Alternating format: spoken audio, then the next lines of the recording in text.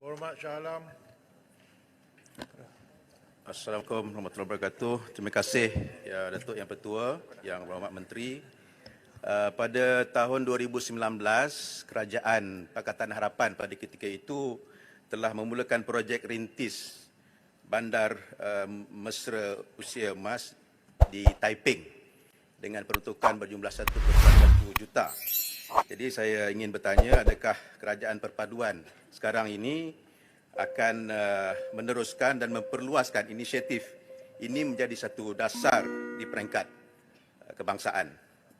Yang keduanya ialah saya juga ingin memohon kementerian untuk memaklumkan status pelaksanaan sistem e-Warga Emas, iaitu sebuah pengkalan data bersepadu nasional warga emas untuk memudah cara pengguburan dasar dan pelaksanaan program yang disebut di dalam RMK yang ke-12. Terima kasih. Yang Berhormat Menteri. Tuan Yang Ketua, terima kasih Yang Berhormat. Pertamanya, warga emas di Malaysia ini merujuk kepada individu yang berumur 60 tahun dan ke atas seperti mana yang diterima pakai oleh United Nations World Assembly on Aging di Vienna, Austria yang telah diadakan pada tahun 1982 dan berasaskan unjuran tersebut, maka Jabatan Perangkaan Malaysia menganggarkan menjelang tahun 2035 sejumlah 15% penduduk kita adalah daripada kalangan warga emas.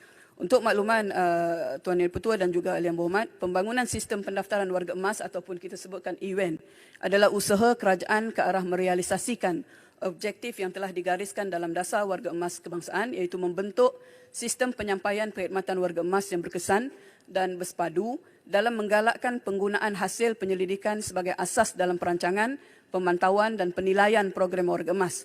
Peruntukan yang telah diluluskan di bawah peruntukan projek RP1, Rancangan Malaysia ke-12 pada tahun 2021 adalah sejumlah 3.3 juta. Tuan Yang Pertua, sistem ini bertujuan untuk membangunkan pendaftaran digital dan pemetaan warga emas bagi menghasilkan satu data bersepadu.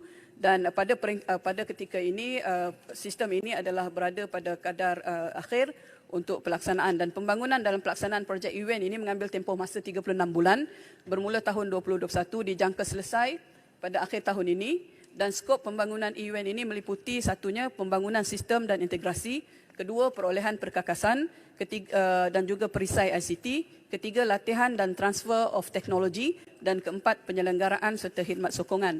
Kini kita berada di fasa akhir. Dan untuk pertanyaan yang pertama tadi adalah berkaitan dengan satu bandar mesra usia. Saya ingin memaklumkan bahawa Taiping telah dipilih sebagai satu bandar mesra usia, dan pada ketika ini Kementerian Pembangunan Wanita, Keluarga dan Masyarakat akan mengadakan libat urus bersama dengan KPKT dan juga Exco Kerajaan Negeri di Perak